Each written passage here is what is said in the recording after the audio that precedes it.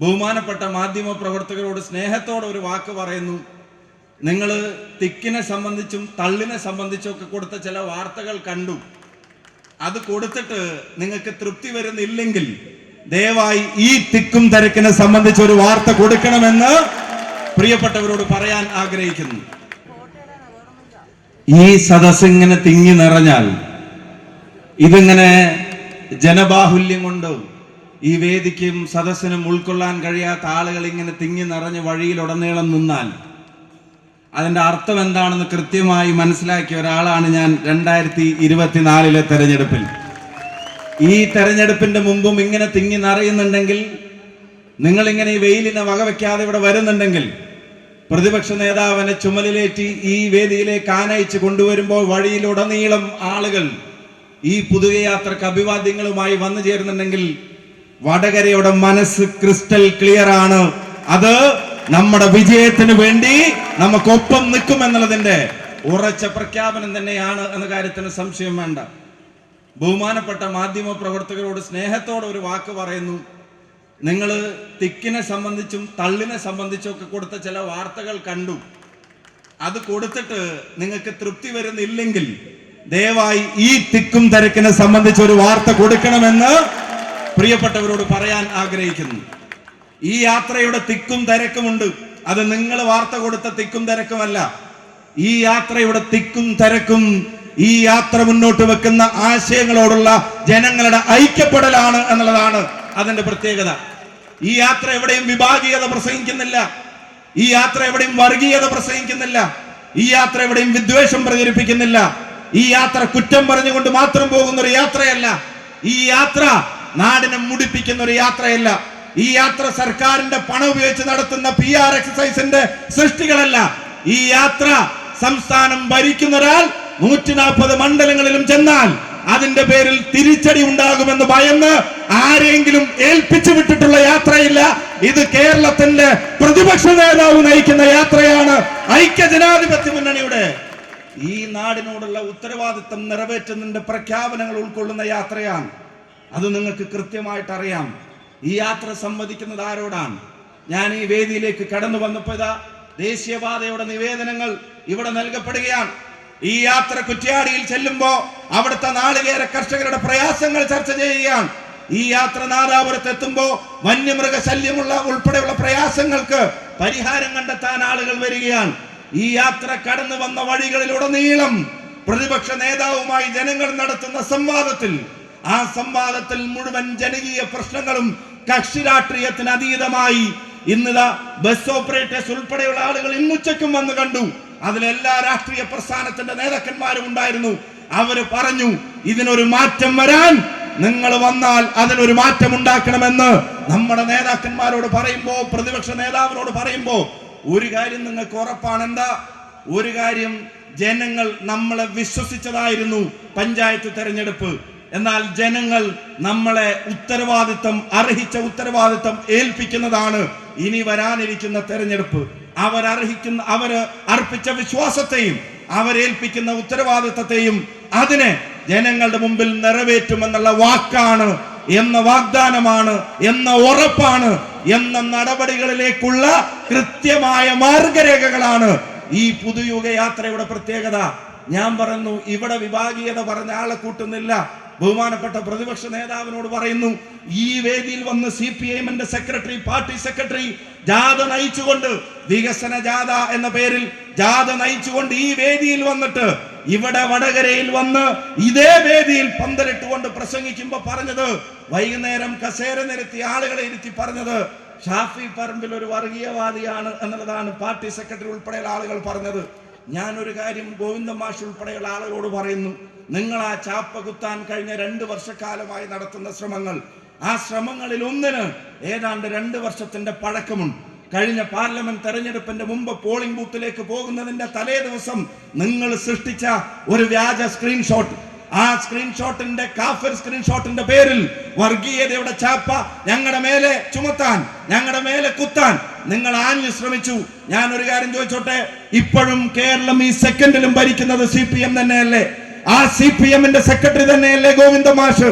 ആ പാർട്ടിയുടെ തീരുമാനപ്രകാരമല്ലേ കേരളത്തിന്റെ മുഖ്യമന്ത്രിയായി ശ്രീ പിണറായി വിജയൻ ഇരിക്കുന്നത്? അദ്ദേഹം തന്നെയല്ലേ കേരളത്തിന്റെ ആഭ്യന്തര വകുപ്പ് മന്ത്രിയും?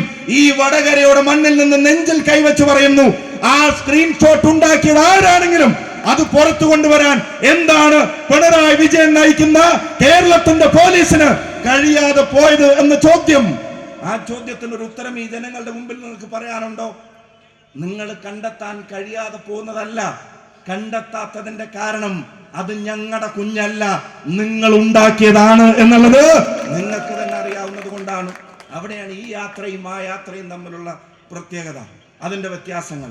അത് പ്രതിപക്ഷ നേതാവിന്റെ പ്രസംഗം കേൾക്കുമ്പോൾ നിങ്ങൾക്കറിയും രണ്ട് യാത്രയും തമ്മിലുള്ള വ്യത്യാസം എന്താണ്, രണ്ട് യാത്രയും അഡ്രസ് ചെയ്യുന്ന പ്രശ്നങ്ങൾ എന്താണ്, രണ്ട് യാത്രയും ജനങ്ങൾക്ക് കൊടുക്കുന്ന കാഴ്ചപ്പാട് എന്താണ്, രണ്ട് യാത്രയുടെ നായകരും ജനങ്ങളോട് സംവദിക്കുന്നത് എന്താണ്, ആരാണ് നാളെ കുറിച്ച് പറയുന്നത്, ആരാണ് കേരളത്തെ കുറിച്ച് പറയുന്നത്, ആരാണ് വ്യാജമായ അവകാശവാദങ്ങളിലൂടെ ഇതിനെ തെറ്റിദ്ധരിപ്പിക്കാൻ ശ്രമിക്കുന്നത്? ഞാൻ ഒരു കാര്യം പറയുന്നു, മഹാത്മാവിന്റെ പേരിലുള്ള തൊഴിലുറപ്പ് പദ്ധതി, ആ പദ്ധതിയിൽ നിന്ന് മഹാത്മാവിനെ നീക്കം ചെയ്യാൻ ബിജെപിയുടെ ഗവൺമെന്റ് തീരുമാനിച്ചു. ഇവിടെ ഒരു പ്രചരണം നടക്കുക, ഇടതുപക്ഷം ഉണ്ടത് കൊണ്ട് മാത്രമാണ് തൊഴിലുറപ്പ് പദ്ധതി ഈ നാട്ടിൽ നടപ്പിലായതെന്ന്. 2004 തെരഞ്ഞെടുപ്പിന്റെ മുമ്പ് കോൺഗ്രസിന്റെ പ്രകടന പത്രികയിൽ കോമൺ മിനിമം പ്രോഗ്രാം വരുന്നതിന്റെ എത്രയോ മുമ്പ് ആ വാഗ്ദാനം ജനങ്ങൾക്ക് കൊടുത്ത് അധികാരത്തിൽ വന്നാൽ അത് നടപ്പിലാക്കുമെന്ന ഉറച്ച തീരുമാനമെടുത്ത അന്നത്തെ UPA തലപ്പത്തുള്ള സോണിയാഗാന്ധിയും മൻമോഹൻ സിംഗും ഉൾപ്പെടെയുള്ള നേതൃത്വം അതിനെ പിന്തുണച്ച CPM-ന്റെ അന്നത്തെ പിന്തുണയെ അതിനൊരിക്കലും വില കുറച്ച് കാണാൻ ഞങ്ങൾ തയ്യാറാവുന്നില്ല. പക്ഷെ ഒരു കോൺഗ്രസ് നേതൃത്വം നൽകുന്ന ഒരു UPA ഗവൺമെന്റ് കോൺഗ്രസിന്റെ പ്രകടന പത്രികയിൽ ഉൾപ്പെടുത്തിയ കാര്യം അത് നാട്ടിലെ ജനങ്ങൾക്ക് വേണ്ടി നടപ്പിലാക്കിയപ്പോ ഇപ്പോ അതിന്റെ പൂർണ്ണമായ അവകാശം തങ്ങൾക്ക് മാത്രമാണെന്നൊക്കെ പറഞ്ഞ് ജനങ്ങളെ തെറ്റിദ്ധരിപ്പിക്കാനുള്ള ശ്രമം നടത്തുന്നു. പാവപ്പെട്ടവന് പെൻഷൻ വേദിയുടെ സൈഡിൽ നിന്ന് കയ്യിലേക്ക് എണ്ണിക്കൊടുത്തിട്ട് അവിടെ എണ്ണിക്കൊടുത്തിട്ട് ഇത് ഞങ്ങളില്ലെങ്കിൽ തരില്ല എന്ന് പറഞ്ഞ ഭീഷണിയുടെ ഭാഷയിൽ ആ പാവപ്പെട്ടവരെ പേടിപ്പിക്കുന്ന തരത്തിൽ അവരുടെ പ്രയാസങ്ങളെ അതിനെ മുതലെടുക്കാൻ ഉള്ള ശ്രമങ്ങൾ, അധികാരത്തിലേക്ക് എത്താനുള്ള അവസാന ലാപ്പിലെ സർവസ്വമുള്ള ശ്രമങ്ങളുടെ ഭാഗമായി നിങ്ങൾ നടത്തുന്നു. എന്തിനധികം പറയുന്നു, അതിലെല്ലാത്തിലും ഉപരി നാട്ടിലെ ജനങ്ങളെ ഭിന്നിപ്പിക്കുന്ന, തമ്മിലടിപ്പിക്കുന്ന വിഭാഗീയത നിറഞ്ഞ പ്രസ്താവനകൾ. ഇവിടെ ഇതാ നമ്മുടെ പ്രിയപ്പെട്ട MLA ഉണ്ട്. ആ MLA-ക്കെതിരെ കഴിഞ്ഞ തെരഞ്ഞെടുപ്പ് കാലം മുതൽ ഈ നിമിഷം വരെ നിങ്ങൾ നടത്തിക്കൊണ്ടിരിക്കുന്ന വ്യക്തിഹത്യയും നിങ്ങൾ നടത്തിക്കൊണ്ടിരിക്കുന്ന പൊളിറ്റിക്കലായിട്ടുള്ള അറ്റാക്കും അത് നിങ്ങളുടെ അസ്വസ്ഥതയിൽ നിന്നാണ്. കാരണം നിങ്ങൾ ഈ നാട്ടിലെ ജനങ്ങളുടെ ജീവനേക്കാൾ, സ്വത്തിനേക്കാൾ, സമാധാനത്തെക്കാൾ നിങ്ങൾ പ്രാധാന്യം കൊടുത്തത് ചില പാർട്ടി ഗുണ്ടകളുടെ മോചനത്തിനായിരുന്നു എന്നുള്ളത് അത് ഈ നാട് ശരിക്ക് തിരിച്ചറിയുന്നുണ്ട്. പ്രിയപ്പെട്ടവരെ, നമ്മുടെ നാടിനുണ്ടാവേണ്ട മാറ്റങ്ങളെ ചൂണ്ടിക്കാണിച്ചാണ് ഈ യാത്ര നടക്കുന്നത്. അതുകൊണ്ടാണ് ഇത് പുതുയുഗ യാത്ര എന്നതിന് പേരിട്ടിരിക്കുന്നത്. ആ പേരിനെ അന്വർത്ഥമാക്കുന്ന നയങ്ങളാണ് ഈ യാത്രയിൽ ഉടനീളം അവതരിപ്പിക്കപ്പെടുന്നത്. തലശ്ശേരിയിൽ കണ്ണൂർ ജില്ലയിലെ പ്രിയപ്പെട്ട ജനങ്ങളുമായി നടത്തുന്ന സംവാദം അടുത്തിരുന്ന് ഞാൻ കണ്ടു. 31ഓളം വിഭാഗങ്ങളിൽപ്പെട്ട പ്രയാസങ്ങൾ അനുഭവിക്കുന്ന ജനങ്ങൾ അവിടെ വന്നവരുടെ സങ്കട കണ്ണുനീർ അത് അപേക്ഷകളിലൂടെ അവിടെ കൊടുത്തു. ഒരു കാര്യം പറയാം, ഓർഫനേജിൽ കഴിയേണ്ടി വരുന്ന അമ്മമാരുടെ പെൻഷനെ സംബന്ധിച്ച് പോലുമുള്ള നിവേദനങ്ങൾക്ക് ഒരു പരിഹാരം ഉണ്ടാവണം എന്ന് പറഞ്ഞ് കരഞ്ഞ് ക്ഷേമനിധിയിലെ ആനുകൂല്യങ്ങൾ കിട്ടാതെ മരണപ്പെട്ടു പോയവരുടെ കുടുംബാംഗങ്ങൾ പോലും വന്ന് തൊഴിലുറപ്പ് പദ്ധതിക്ക് വേണ്ടി നിൽക്കുന്ന അമ്മമാർ അവിടെ വന്ന് പരാതി പറയുമ്പോൾ പ്രതിപക്ഷ നേതാവിനോട് മാധ്യമങ്ങൾ ചോദിച്ചു, നിങ്ങൾ ആരുമായിട്ടാണ് കൂടിക്കാഴ്ച നടത്തിയത്? അദ്ദേഹം പറഞ്ഞ മറുപടി, പൗരപ്രമുഖരുമായിട്ടാണ് കൂടിക്കാഴ്ച നടത്തിയത്. ആരാണ് പൗരപ്രമുഖർ? മിനി കൂപ്പറുകാരല്ല. പൗരപ്രമുഖർ എന്ന് പറയുന്നത് തൊഴിലുറപ്പ് തൊഴിലാളികളാണ്. ഇവിടെ ഈ പാവപ്പെട്ടവരാണ്, പെൻഷൻ കിട്ടാത്തവരാണ്, ക്ഷേമനിധിയിലെ ആനുകൂല്യങ്ങൾ നിഷേധിക്കപ്പെട്ടവരാണ്, വഴിയോര കച്ചവടക്കാരാണ്, കച്ചവടം നടത്തി പ്രയാസപ്പെടുന്ന വ്യാപാരികളാണ്. ഈ നാട്ടിലെ സർവ്വസ്വവും നഷ്ടപ്പെട്ടു പോകുന്ന സാധാരണക്കാരൻ, അവരാണ് പ്രമുഖൻ. അവരുടെ ശബ്ദത്തിനാണ്, അവരുടെ പ്രയാസങ്ങൾക്കാണ്, അത് കേൾക്കാനാണ് ഈ യാത്ര. അതിന്റെ പരിഹാരമാണ് ഈ യാത്രയുടെ നിർദ്ദേശങ്ങൾ. ബാക്കി കാര്യം അദ്ദേഹം പറയും. ഞാൻ ഒരൊറ്റ കാര്യം മാത്രം പറയുന്നു, ഈ നാട്ടിലെ ജനങ്ങളെ തമ്മിലടിപ്പിക്കുന്നതിനകത്ത് ഒരു മര്യാദയുമില്ലാതെ CPM മാറിക്കൊണ്ടിരിക്കുകയാണ്.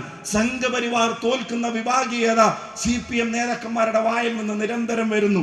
എന്റെ മേലെ, ഞങ്ങളുടെ മേലെ വർഗീയ ചാപ്പ കുത്താൻ ശ്രമിക്കുന്ന ഗോവിന്ദ മാഷ് ഉൾപ്പെടെയുള്ള ആളുകൾ പറയണം, ഈ നാട്ടിലെ ജനങ്ങൾ മറക്കാൻ ആഗ്രഹിക്കുന്ന, നാട്ടിലെ ജനങ്ങൾ മാന്തി പുണ്ണാക്കരുതെന്ന് ആഗ്രഹിക്കുന്ന മുറിവുകൾ അത് വീണ്ടും മാന്തി പുണ്ണാക്കാൻ ശ്രമിക്കുന്ന AK ബാലന്റെ പ്രസ്താവനയോട് ഈ പാർട്ടി എങ്ങനെയാണ് പ്രതികരിച്ചത്? നിങ്ങളുടെ മുഖ്യമന്ത്രി എങ്ങനെയാണ് പ്രതികരിച്ചത്? ജയിച്ചവരുടെ പേര് നോക്കിയാൽ അറിയാമെന്ന് പറയുന്ന സജി ചെറിയാന്റെ പ്രസ്താവനയോട് നിങ്ങളുടെ മുഖ്യമന്ത്രി എങ്ങനെയാണ് പ്രതികരിച്ചത്? നിങ്ങളുടെ പാർട്ടി എങ്ങനെയാണ് പ്രതികരിച്ചത്? അപ്പൊ സംഘപരിവാറിന്റെ ടോണും സംഘപരിവാറിന്റെ ഛായയും സംഘപരിവാറിന്റെ ഭാഷയും അത് CPM കടം കൊണ്ടിട്ടുണ്ടെങ്കിൽ ആ CPM-നെ നിലക്ക് നിർത്താൻ, ആ CPM-നെ തിരുത്താൻ കുഞ്ഞികൃഷ്ണൻ പറഞ്ഞതുപോലെ, സഖാവ് കുഞ്ഞികൃഷ്ണൻ പറഞ്ഞതുപോലെ നേതൃത്വത്തെ പാർട്ടി തിരുത്തുന്ന ഒരു തെരഞ്ഞെടുപ്പാണ് കേരളത്തിൽ വരാൻ പോകുന്നത്.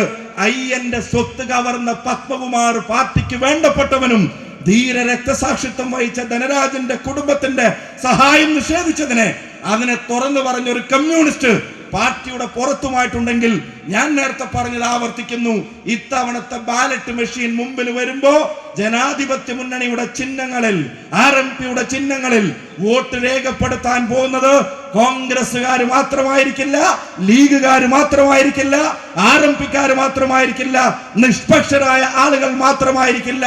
വോട്ട് രേഖപ്പെടുത്താൻ ഇന്നാട്ടിൽ ഏതെങ്കിലും ഒരു നല്ല സഖാവുണ്ടെങ്കിൽ അവന്റെ വോട്ടും ഇത്തവണ ഐക്യ ജനാധിപത്യ മുന്നണിക്കായിരിക്കുമെന്ന് ഈ തെരഞ്ഞെടുപ്പ് നമ്മളോട് പറയുന്നുണ്ട്.